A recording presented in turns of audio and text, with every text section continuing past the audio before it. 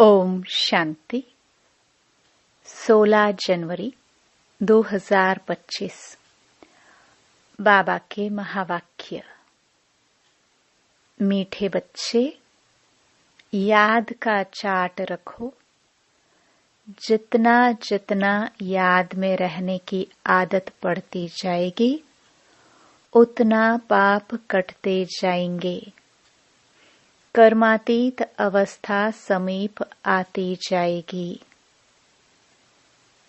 प्रश्न: चार्ट ठीक है व नहीं, इसकी परख किन 4 बातों से की जाती है? उत्तर: 1 आसामी, दूसरा चलन, तीसरा सर्विस और चौथा खुशी। बाप दादा इन 4 बातों को देखकर बताते हैं कि इनका चार्ट ठीक है या नहीं। जो बच्चे म्यूजियम या प्रदर्शनी की सर्विस पर रहते, जिनकी चलन रॉयल है, अपार खुशी में रहते हैं, तो जरूर उनका चार्ट ठीक होगा। गीत। मुखड़ा देख ले प्राणी। ओम शांति। बच्चों ने गीत सुना, इसका अर्थ भी अंदर जानना चाहिए कि कितने पाप बचे हुए हैं, कितने पुण्य जमा है, अर्थात आत्मा को सतो प्रधान बनने में कितना समय है, अभी कितने तक पावन बने हैं, यह समझ तो सकते हैं ना। चार्ट में कोई लिखते हैं हम 2-3 घंटा याद में रहे, कोई लिखते हैं 1 घंटा। यह तो बहुत कम हुआ। कम याद करेंगे तो कम पाप कटेंगे। अभी तो पाप बहुत है ना, जो कटे नहीं है। आत्मा को ही प्राणी कहा जाता है। तो अब बाप कहते हैं, हे आत्मा, अपने से पूछो, इस हिसाब से कितने पाप कटे होंगे। चार्ट से मालूम पड़ता है हम कितना पुण्य आत्मा बने हैं। यह तो बाप ने समझाया है। कर्मातीत अवस्था अंत में होगी। याद करते करते आदत पड़ जाएगी तो फिर ज्यादा पाप कटने लगेंगे। अपनी जांच करनी है, हम कितना बाप की याद में रहते हैं। इसमें गप मारने की बात नहीं, यह तो अपनी जांच करनी होती है। बाबा को अपना चार्ट लिख कर देंगे तो बाबा झट बताएंगे कि यह चार्ट ठीक है व नहीं। आसामी, चलन, सर्विस और खुशी को देख बाबा झट समझ जाते हैं कि इनका चार्ट कैसा है। घड़ी घड़ी याद किनको रहती होंगी? जो म्यूजियम अथवा प्रदर्शनी की सर्विस में रहते हैं। म्यूजियम में तो सारा दिन आना जाना रहता है। दिल्ली में तो बहुत आते रहेंगे। घड़ी घड़ी बाप का परिचय देना पड़ता है। समझो, किसको तुम कहते हो विनाश में बाकी थोड़े वर्ष हैं। कहते हैं यह कैसे हो सकता है? फट से कहना चाहिए, यह कोई हम थोड़े ही बताते हैं। भगवानुवाच है ना।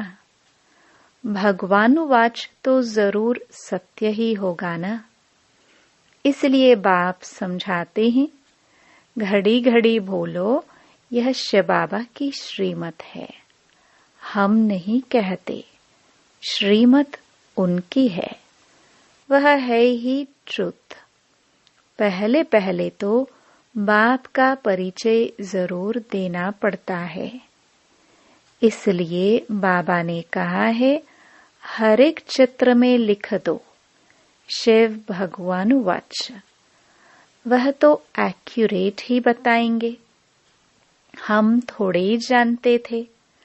बाबा ने बताया है, तब हम कहते हैं। कभी कभी अखबार में भी डालते हैं, फलाने ने भविष्यवाणी की है कि विनाश जल्दी होगा। अब तुम तो हो बेहद बाप के बच्चे। प्रजापिता ब्रह्मा कुमार कुमारियां तो बेहद के हैं ना। तुम बताएंगे हम बेहद बाप के बच्चे हैं। वही पतित पावन ज्ञान का सागर है। पहले यह बात समझाकर पक्का कर फिर आगे बढ़ना चाहिए। शिव बाबा ने यह कहा है, यादव कौरव आदि विनाश काले विपरीत बुद्धि। शिव बाबा का नाम लेते रहेंगे तो इसमें बच्चों का भी कल्याण है। शिव बाबा को ही याद करते रहेंगे। बाप ने जो तुमको समझाया है वह तुम फिर औरों को समझाते रहो तो सर्विस करने वालों का चार्ट अच्छा रहता होगा। सारे दिन में 8 घंटा सर्विस में बिजी रहते हैं, करके 1 घंटा रेस्ट लेते होंगे। फिर भी 7 घंटे तो सर्विस में रहते हैं ना। तो समझना चाहिए उनके विक्रम बहुत विनाश होते होंगे।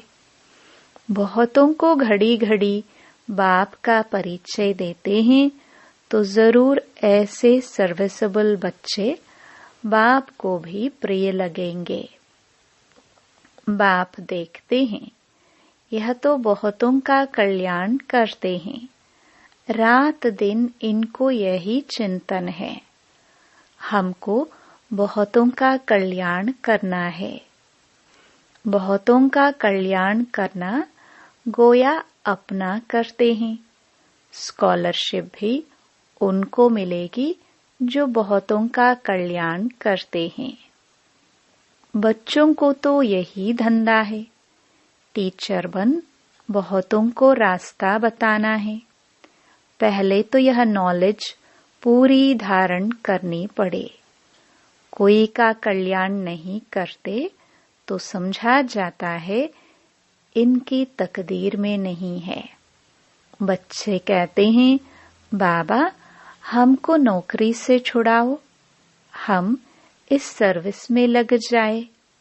बाबा भी देखेंगे बरोबर यह सर्विस के लायक हैं, बंधन मुक्त भी हैं।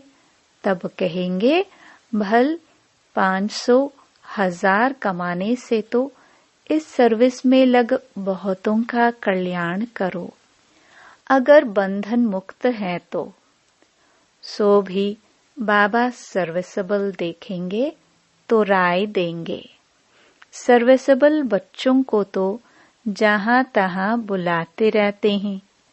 स्कूल में स्टूडेंट पढ़ते हैं ना, यह भी पढ़ाई है। यह कोई कॉमन मत नहीं है। सत माना ही सच बोलने वाला।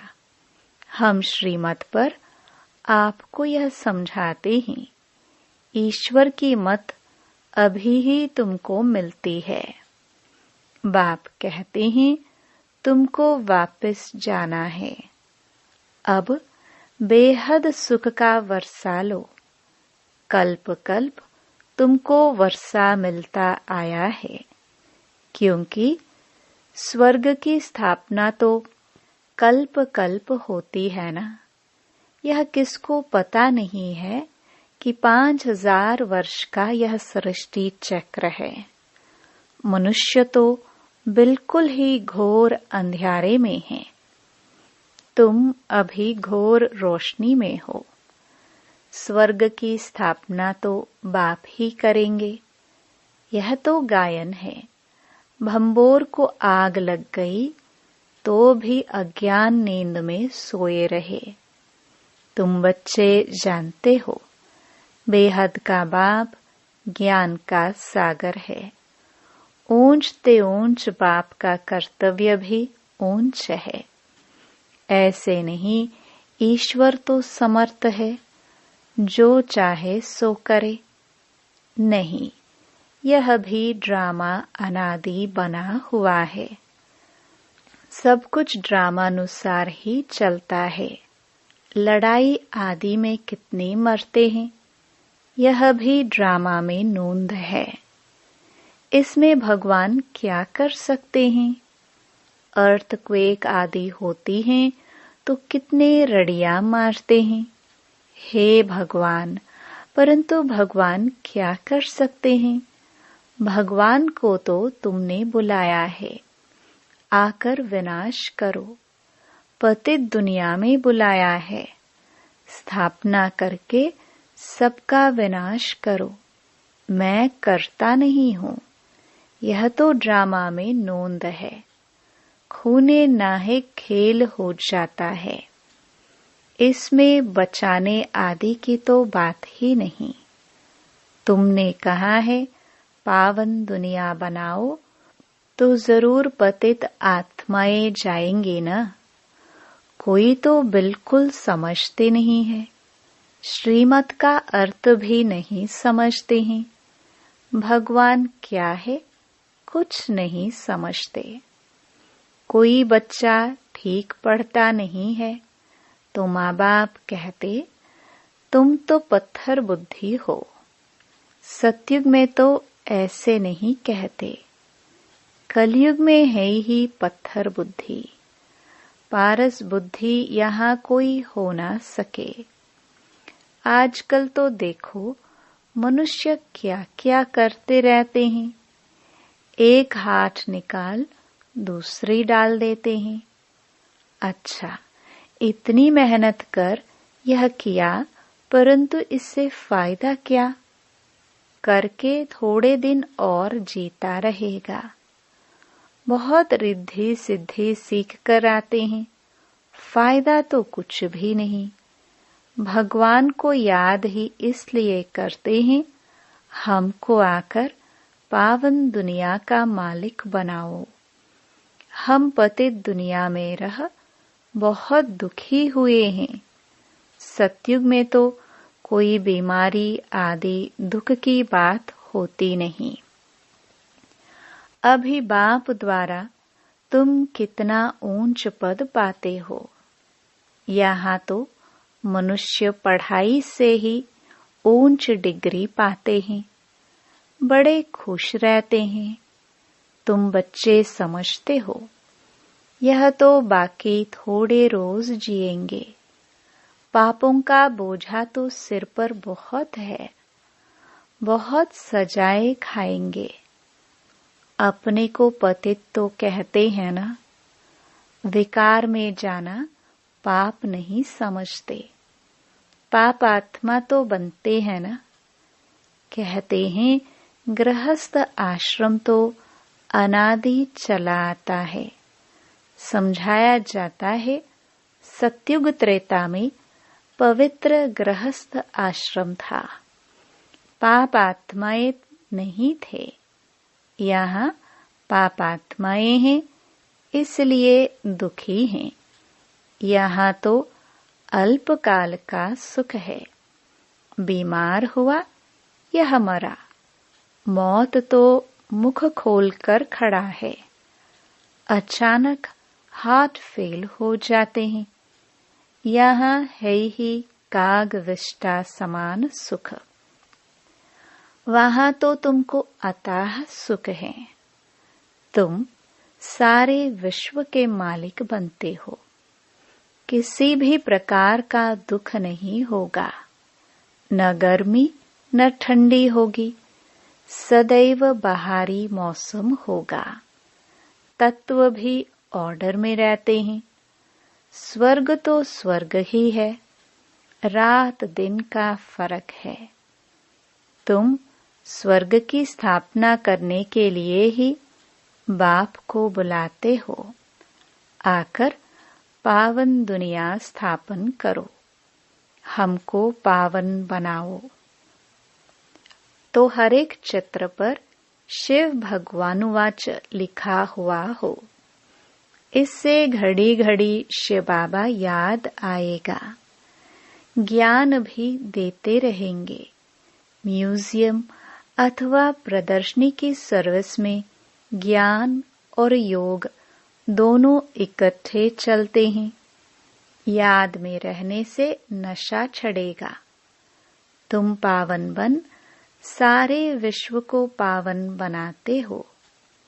जब तुम पावन बनते हो तो जरूर सृष्टि भी पावन चाहिए। पिछाड़ी में कयामत का समय होने के कारण सबका हिसाब किताब चुकतो हो जाता है। तुम्हारे लिए हमको नई सृष्टि का उद्घाटन करना पड़ता है। फिर ब्रांचेस खोलते रहते हैं। पवित्र बनाने के लिए नई दुनिया सत्युग का फाउंडेशन तो बाप बिगर कोई डाल ना सके। तो ऐसे बाप को याद भी करना चाहिए। तुम म्यूजियम आदि का उद्घाटन बड़े आदमियों से कराते हो तो आवाज होगा। मनुष्य समझेंगे यहाँ यह भी आते हैं। कोई कहते हैं तुम लिख कर दो, हम बोलेंगे। वह भी रॉन्ग हो गया। अच्छी रीति समझकर बोले ओरली तो बहुत अच्छा है। कोई तो लिखत पढ़कर सुनाते हैं जिससे एक्यूरेट हो। तुम बच्चों को तो ओरली समझाना है। तुम्हारी आत्मा में सारी नॉलेज है ना। फिर तुम औरों को देते हो। प्रजा वृद्धि को पाती रहती है। आदमशुमारी भी बढ़ती जाती है ना। सब चीज बढ़ती रहती है। झाड़ सारा झड़झड़ीभूत हो गया है। जो अपने धर्म वाले होंगे वह निकल आएंगे। नंबरवार तो है ना। सब एक रस नहीं पढ़ सकते हैं। कोई 100 से 1 मार्क भी उठाने वाले हैं। थोड़ा भी सुन लिया, 1 मार्क मिली तो स्वर्ग में आ जाएंगे। यह है बेहद की पढ़ाई, जो बेहद का बाप ही पढ़ाते हैं। जो इस धर्म के होंगे वह निकल आएंगे। पहले तो सबको मुक्तिधाम अपने घर जाना है। फिर नंबरवार आते रहेंगे। कोई तो त्रेता के अंत तक भी आएंगे। भल ब्राह्मण बनते हैं, लेकिन सभी ब्राह्मण कोई सतयुग में नहीं आते। त्रेता अंत तक आएंगे। यह समझने की बातें हैं। बाबा जानते हैं राजधानी स्थापन हो रही है। सब एक रस हो नहीं सकते। राजाई में तो सब वैरायटी चाहिए। प्रजा को बाहर वाला कहा जाता है। बाबा ने समझाया था, वहां वजीर आदि की दरकार नहीं रहती। उन्हों को श्रीमत मिली जिससे यह बने। फिर यह थोड़े ही कोई से राय लेंगे। वजीर आदि कुछ नहीं होते। फिर जब पतित होते हैं तो एक वजीर, एक राजा रानी होते हैं। अभी तो कितने वजीर हैं। यहाँ तो पंचायती राज्य है ना। एक की मत न मिले दूसरे से। एक से दोस्ती रखो, समझाओ, काम कर देंगे। दूसरा फिर आया, उनको ख्याल में न आया तो और ही काम को बिगाड़ देंगे। एक की बुद्धि न मिले दूसरे से। वहां तो तुम्हारी सब कामनाएं पूरी हो जाती हैं। तुमने कितना दुख उठाया है। इसका नाम ही है दुखधाम। भक्ति मार्ग में कितने धक्के खाए हैं, यह भी ड्रामा। जब दुखी हो जाते हैं तब बाप आकर सुख का वर्षा देते हैं। बाप ने तुम्हारी बुद्धि कितनी खोल दी है। मनुष्य तो कह देते साहूकारों के लिए स्वर्ग है, गरीब नरक में है। तुम यथार्थ रीति जानते हो स्वर्ग किसको कहा जाता है। सत्युग में थोड़े ही कोई रहम दिल कह बुलाएंगे। यहाँ बुलाते हैं रहम करो, लिबरेट करो। बाप ही सबको शांति धाम, सुख धाम ले जाते हैं। अज्ञान काल में तुम भी कुछ नहीं जानते थे। जो नंबर 1 तमो प्रधान, वही फिर नंबर 1 सतो प्रधान बनते हैं। यह अपनी बड़ाई नहीं करते हैं, बड़ाई तो एक की ही है। लक्ष्मी नारायण को भी ऐसा बनाने वाला तो वह है ना। ऊंच ते ऊंच भगवान, वह बनाते भी ऊंच हैं।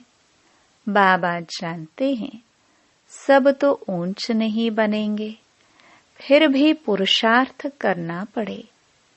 यहाँ तुम आते ही हो नर से नारायण बनने। कहते हैं बाबा हम तो स्वर्ग की बादशाही लेंगे। हम सत्यनारायण की सच्ची कथा सुनने आए हैं। बाबा कहते हैं अच्छा, तेरे मुख में गुलाब, मेहनत करो।